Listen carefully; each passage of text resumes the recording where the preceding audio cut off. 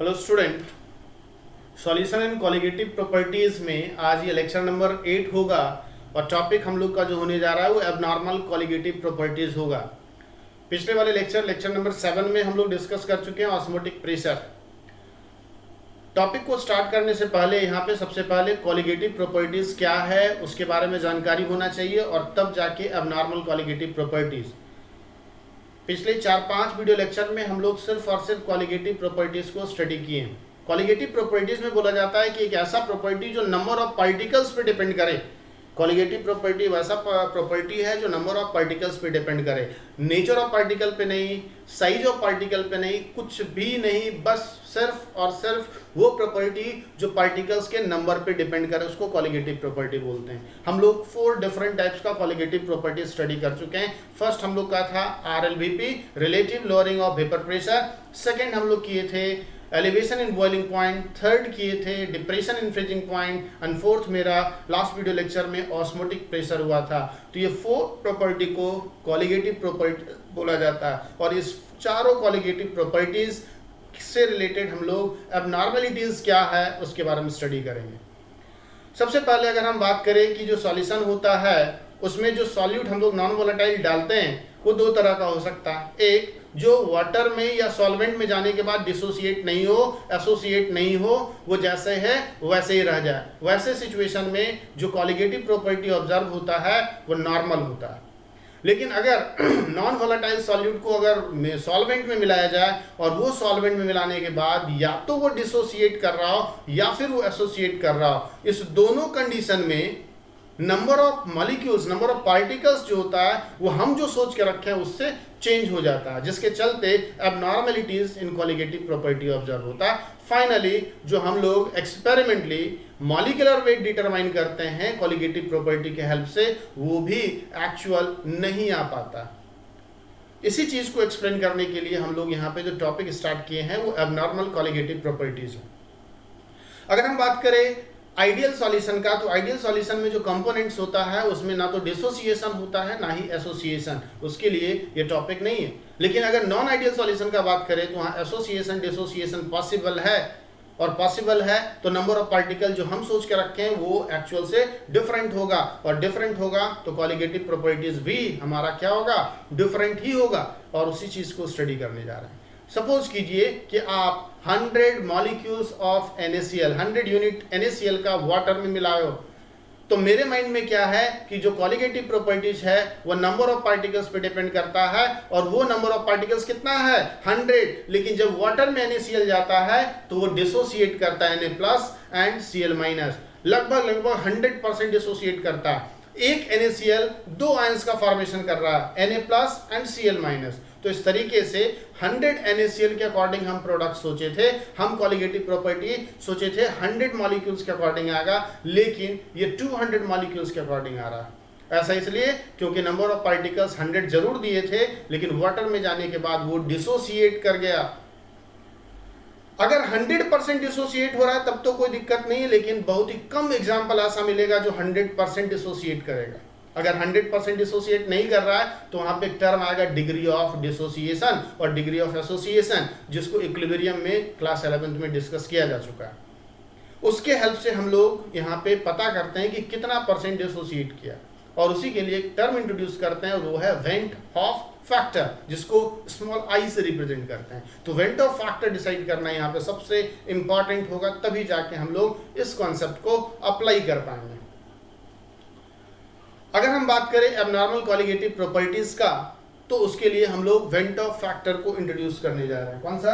Went Hoff factor, VANT, went Hoff factor. ये scientist है went of, और वो आई टर्म इंट्रोड्यूस किए। अब ये आई टर्म है क्या, इसके बारे में हम लोग डिटेल स्टडी करेंगे।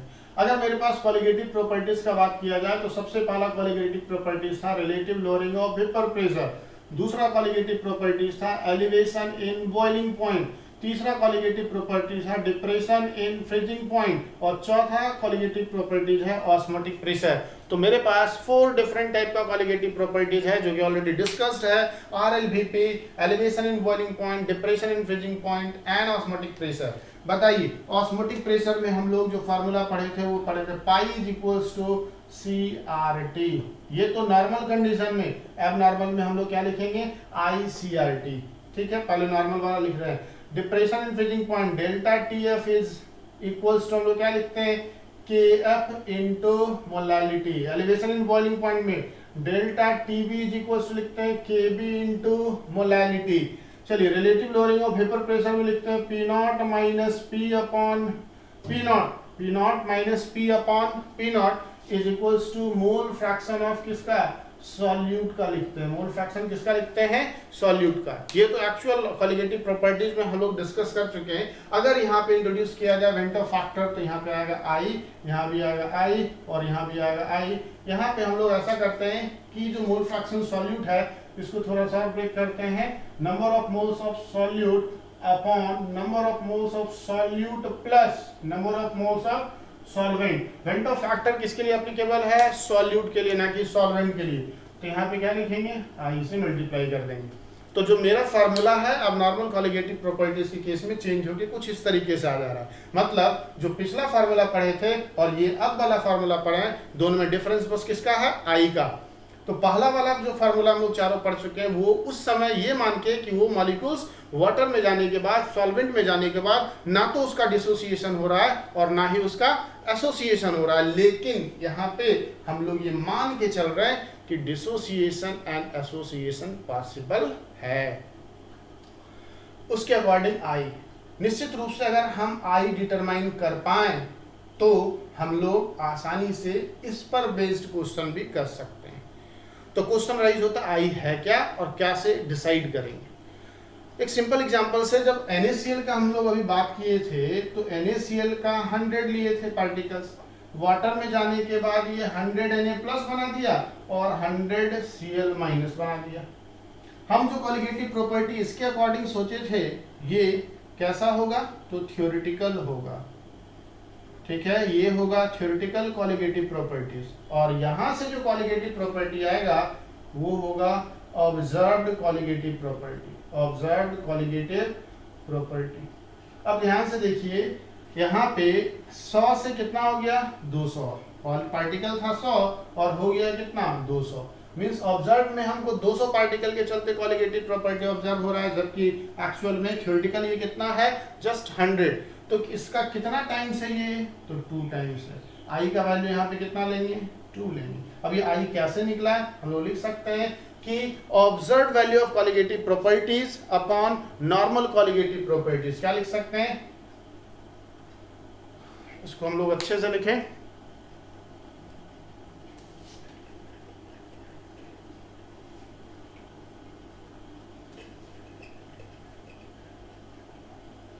NaCl के लिए I का वैल्यू कितना दिख रहा है 2। ऐसा इसलिए क्योंकि NaCl वाटर में जाने के बाद 100% डिसोसिएट करता हुआ दिख रहा है, इसलिए NaCl के एक पार्टिकल से मिल रहा है हमको 2 पार्टिकल। तो I इज इक्वल्स टू जो हम लोग के लिए आ रहा है वो ये आ रहा है कि observed value of any colligative property, कोई भी colligative property out of 4 upon normal या theoretical normal value of same colligative property. वही कॉलिगेटिव प्रॉपर्टी जो ऊपर हम लोग लिखे हैं ये I होगा। अब जरा ध्यान से देखिए, इसको हम लोग दूसरे टर्म में मोलर मास के टर्म में ब्रेक करना चाह रहे हैं। ध्यान से देखा जाए कि अगर एलिवेशन इन बॉइलिंग पॉइंट का बात करते हैं तो क्या लिखते हैं Kb इंटू मोलैलिटी और delta TB is equals to हम लोग Kb into number of moles, है ना। यहाँ पे कैसे लिखते हैं weight upon gram molar mass into 1000 by W2 ये लिखता है ना। तो यहाँ से अगर देखा जाए तो delta TB is inversely proportional to क्या है ग्राम मोलर मास। इसका मतलब जो कॉलिगेटिव प्रॉपर्टीज होता है वो इनवर्सली प्रोपोर्शनल होता है किसका ग्राम मोलर मास का। ध्यान से colligative properties inversely proportional to gram molar mass. तो ग्राम मोलर मास के टर्म में इस I को अगर इंट्रोड्यूस करें तो I इज इक्वल्स टू क्या हो जाएगा नॉर्मल, ये ऊपर चला जाएगा और वो नीचे आ जाएगा इनवर्स रिलेशन होने की वजह से। Normal value of colligative properties upon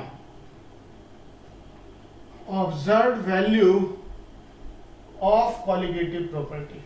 दोनों कॉलिगेटिव प्रॉपर्टी एक जैसा होगा। ध्यान से देखना है कैसे हम लोग इसको लिख पाए, ये तो हमको समझ में आ रहा है। आई अभी NaCl का बात किए थे, NaCl का आई का वैल्यू कितना आया था 2, क्यों आया था 100% डिसोसिएट किया, और डिसोसिएट किया तो 1 मोल से 2 मोल हमको पार्टिकल्स मिला है, एक Na+ का और दूसरा Cl- का। 2 कैसे आया था आई का, तो ऑब्जर्व क्या था 2, और लिए कितना थे 1, 2/1 2, कैसे आया ऑब्जर्व बाय नॉर्मल। तो observe value of any colligative properties upon normal value of same colligative property is i, that is van't Hoff factor. Now colligative property is inversely proportional to molar mass, कैसे, तो delta TB elevation in boiling point का apply करिए, delta TB is equals to KB into molality.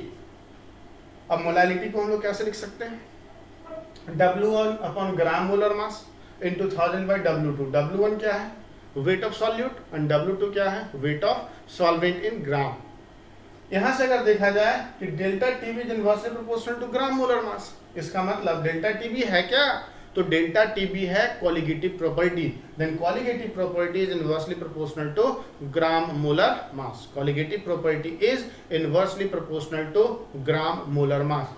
तो जो denominator में दिख रहा है वो वाला ऊपर और न्यूमरेटर में दिख रहा है वो नीचे, दैट मींस डिनोमिनेटर बन जाए एक्सचेंज। तो normal value of colligative property upon observe value of colligative properties को मोलर मास के टर्म में लिखेंगे, means normal value of molar mass, normal value of molar मास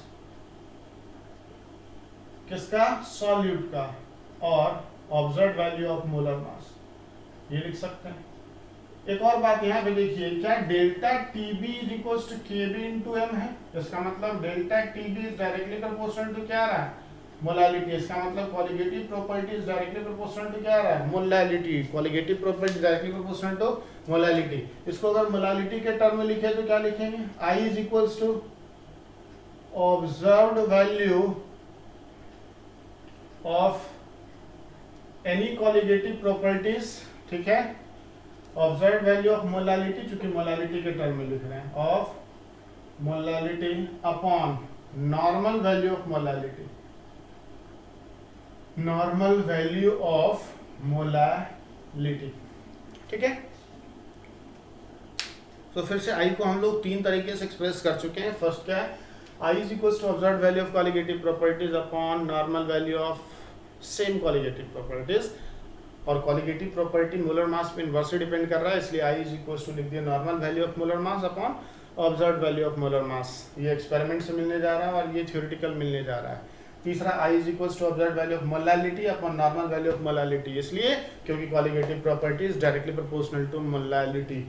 चौथा तरीका होगा आई को रिप्रेजेंट करने का, वो ये होगा total number of moles, total number of moles after dissociation और association upon total number of moles originally taken, जितना ओरिजिनली टेकन है और डिसोसिएट और एसोसिएट होने के बाद, मतलब आई इज इक्वल टू हम लोग लिख देंगे number of moles observe, number of moles observe upon number of moles normal. तो ये 1 2 3 और ये रहा 4, 4 डिफरेंट वे में कॉलिगेटिव प्रॉपर्टीज को हम लोग एक्सप्रेस कर रहे हैं, 4 डिफरेंट वेज में कॉलिगेटिव प्रॉपर्टीज को एक्सप्रेस कर रहे हैं, और वेंट ऑफ फैक्टर को भी 4 डिफरेंट तरीके से हम लोग रिप्रेजेंट किए। हर एक फार्मूला में वेंट ऑफ फैक्टर कैसे यूज होता है हम लोग इससे पहले देख चुके हैं, और went Hoff factor I determine कैसे होता है ये हम लोग यहाँ पे देख रहे हैं। वेंट ऑफ फैक्टर डिटरमाइन कैसे होता है ये हम लोग यहाँ पे देख रहे हैं। तो ध्यान से एक बार फिर से हम लोग बात कर ले, व्हाट इज दिस आई। हम बोल रहे हैं कि colligative property depends upon number of particles, और number of particles non ideal case में ये देखा जाता है कि जो नॉन वोलेटाइल सॉल्यूट सॉल्वेंट में मिलाया गया वो सॉल्वेंट में जाने के बाद या तो डिसोसिएट कर सकता है या फिर एसोसिएट कर सकता है। दोनों कंडीशन हम लोग यहाँ पे डिस्कस करेंगे अभी। दोनों कंडीशन में जो पार्टिकल्स का नंबर है थ्योरेटिकल से अलग हो जाएगा। हम जो नॉर्मली पार्टिकल का नंबर लिए और जो ऑब्जर्व पार्टिकल्स का नंबर है वो दोनों डिफरेंट होता है। तो रिजल्ट हमको किसके अकॉर्डिंग मिलेगा, ऑब्जर्व वाले वैल्यू से, नॉर्मल वाले वैल्यू से तो मिलेगा नहीं। तो आखिर वो ऑब्जर्व वाला वैल्यू आए कैसे, कैसे हम लोग प्रैक्टिकल जो वैल्यू डिटरमाइन होना है वो मैथमेटिकली ऑब्टेन कर पाए। इसके लिए वेंटॉफ जो एक साइंटिस्ट है, केमिस्ट है, वो एक टर्म इंट्रोड्यूस किए और वो है van't Hoff factor, that is called आई।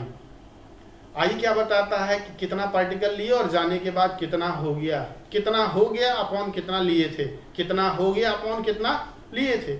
इसी तरीके से मैथमेटिकली हम लोग चार तरीके से observe value of any colligative property और उसी का नॉर्मल वैल्यू कॉलिगेटिव प्रॉपर्टी।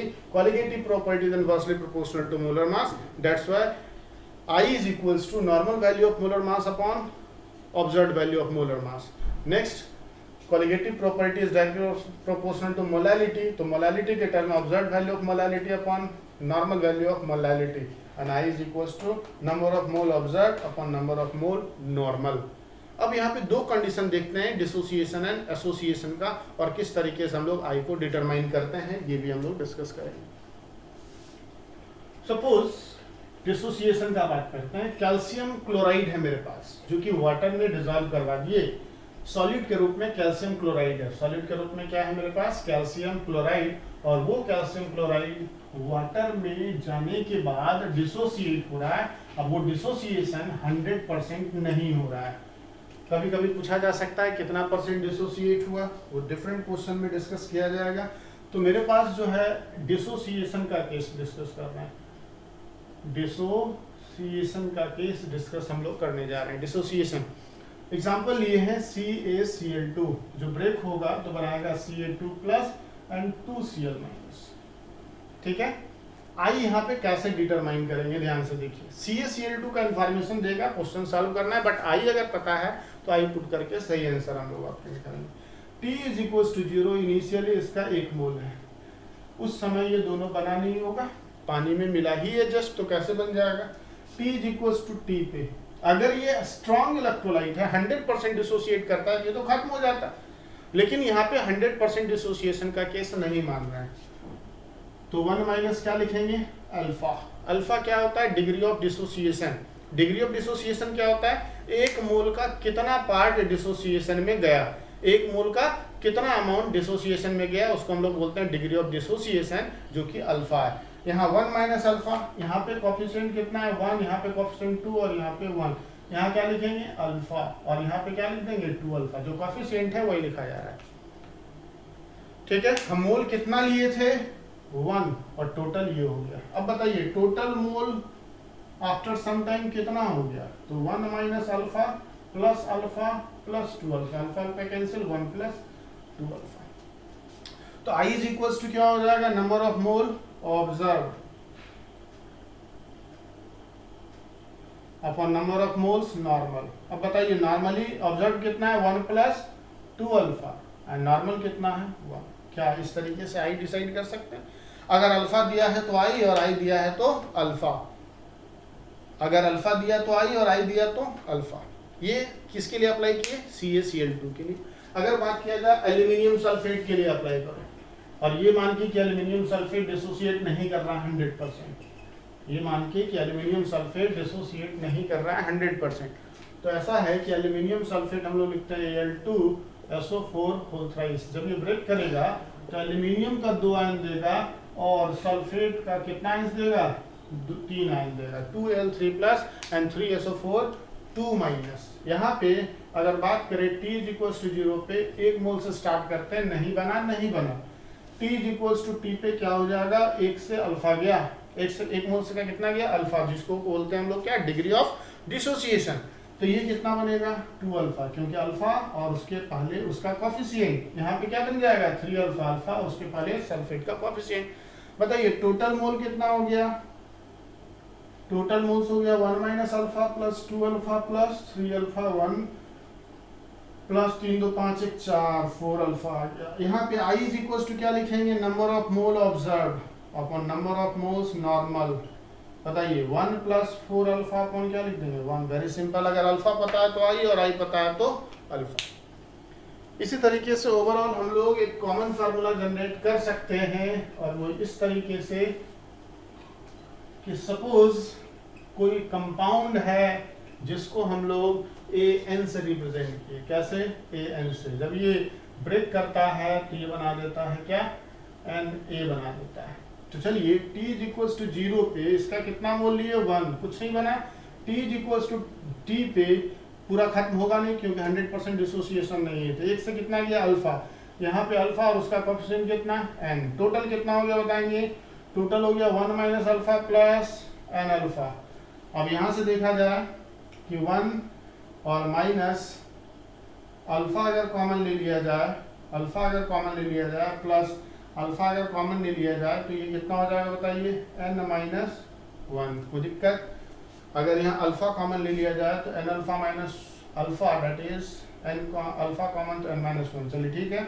अब यहाँ से अगर देखा जाए i इज इक्वल टू क्या लिखेंगे, ऑब्जर्व वैल्यू कितना 1 plus alpha n minus 1 upon 1, ये आ गया i का वैल्यू। तो ये ओवरऑल हम लोग डिसाइड कर सकते हैं किस तरीके से i को हम लोग लिख रहे हैं, वो चीज़ हम लोग यहाँ पे डिस्कस कर रहे हैं। दूसरा अगर बात करें हम लोग एसोसिएशन का, दूसरा हम लोग बात करें किसका, एसोसिएशन का, तो कैसे हम लोग बात करेंगे जरा ध्यान से देखना है। एसिटिक एसिड क्या होता है, एसिटिक एसिड होता है, पहले तो हम लिख दे एसोसिएशन। एसोसिएशन किस तरीके से एसोसिएशन हो रहा है, तो एसोसिएशन बात करते हैं CH3COOH, जब ये वाटर में जाता है तो ये डाइमर बनाता है, क्या बनाता है, dimer due to hydrogen bonding. कैसे, तो ये है मेरा CH3C डबल बॉन्ड O और H, ये हो गया पहला मॉलिक्यूल CH3COH का, और ये हुआ दूसरा मॉलिक्यूल CH3COH का। ठीक है, तो यहाँ O और यहाँ पे H और यहाँ डबल बॉन्ड O, यहाँ पे CH3। तो क्या इस दोनों, एक मॉलिक्यूल ये है और दूसरा मॉलिक्यूल ये, दो मॉलिक्यूल है मेरे पास, इस दोनों मॉलिक्यूल में इस ऑक्सीजन और इस हाइड्रोजन के बीच हाइड्रोजन बॉन्ड और यहाँ भी हाइड्रोजन बॉन्ड, तो ये हाइड्रोजन बॉन्ड के चलते ये दोनों जुड़ जाता है। मतलब जो पार्टिकल हमको 2 दिख रहा था कितना हो गया, लगभग 1, लेकिन क्वेश्चन राइज होता है क्या लगभग टोटल मॉलिक्यूल एसोसिएट कर जाता है, तो नहीं। यहाँ पे अगर बात करें कि 2 CH3COH लिए, ठीक है, 2 CH3COH लिए और ये बना दिया CH3COOH का होल ट्वाइस, ऐसा। तो T इज इक्वल टू 0 पे हम लोग 1 लिए, कुछ नहीं हुआ। T is equal to T पे 1 से कितना गया अल्फा, जब भी अल्फा लिखते हैं ऐसे ही, और यहाँ पे अल्फा बाई 2, इस कोफिशिएंट को आप इधर ले आओ, इस कोफिशिएंट को आप इधर ले आओ, अल्फा के टर्म में ऐसे ही लिखते हैं हम लोग, केमिकल इक्विलिब्रियम में आप डिस्कस कर चुके हो। तो ये 2 अगर इधर भेज देते हैं तो ये 1/2 हो जाएगा, इसीलिए अल्फा बाई 2 हो गया। टोटल ऑब्जर्व कितना हो गया 1 minus alpha plus alpha by 2, और टोटल लिए कितना, टोटल टेकन बताइएंगे, तो टोटल टेकन 1, आई का वैल्यू कितना लिखेंगे 1 plus alpha by 2 minus alpha upon कितना लिखेंगे अल्फा। तो इस तरीके से हम लोग इसको भी सॉल्व कर सकते हैं। अगर इसी फॉर्मेट पे एक और हम बात कर ले कि एक सिंपल हाइपोथेटिकल कंडीशन को कंसीडर करें तो क्या कर सकते हैं वहाँ पे, उस चीज़ को हम लोग यहाँ पे देखें। हाइपोथेटिकल कंडीशन में बोल रहे हैं कि Na है, ये एसोसिएट करके An बना लिया, तो T बराबर 0 पे इसका 1 मोल, कुछ नहीं, T बराबर T पे इसका कितना हो जाएगा 1 से अल्फा, और इसका अल्फा बाय n लिखेंगे, क्यों, n को आप उधर कंसीडर करो, तो जो कोफिशिएंट होता है वही आ जाता है। तो टोटल कितना हो गया 1 minus alpha plus alpha by n। Total taken कितना था, शुरुआत में कितना लिए थे 1 लिए थे, आई का वैल्यू क्या हो जाएगा 1 plus alpha by n minus alpha by 1। ठीक है, अब यहाँ से इसको थोड़ा सा और सॉल्व कर ले तो क्या लिखेंगे 1 plus alpha is common 1 minus n, 1 upon n minus क्या लिखेंगे 1 अपॉन 1। इस तरीके से अगर अल्फा पता है तो आई डिसाइड कर सकते हैं, आई पता है तो अल्फा डिसाइड कर सकते हैं। लेकिन अब यहाँ पे सबसे इम्पॉर्टेंट बात ये निकल के आ रहा है कि कैसे ये टॉपिक हमारे लिए इम्पॉर्टेंट है। अगर आप कॉलिगेटिव प्रॉपर्टी चारों समझ चुके हैं तब जाके ये टॉपिक आपके लिए बहुत इंपॉर्टेंट है। अगर वो चारों कॉलिगेटिव प्रॉपर्टी समझ से नहीं है अभी, तो आप सबसे पहले उस कॉलिगेटिव प्रॉपर्टी को समझने का कोशिश कीजिए, और तब इससे रिलेटेड हम लोग काफ़ी क्वेश्चंस को डिस्कस करेंगे, कुछ इंपॉर्टेंट न्यूमेरिकल्स को डिस्कस करेंगे इस वेंट ऑफ फैक्टर टॉपिक से रिलेटेड, जो कि हम लोग का लेक्चर नंबर 9 में होने जा रहा है। काफ़ी न्यूमेरिकल्स इससे रिलेटेड होगा जो डिस्कशन के लिए बचा हुआ है। इसका डिस्कशन हम लोग अगले वीडियो लेक्चर में करेंगे।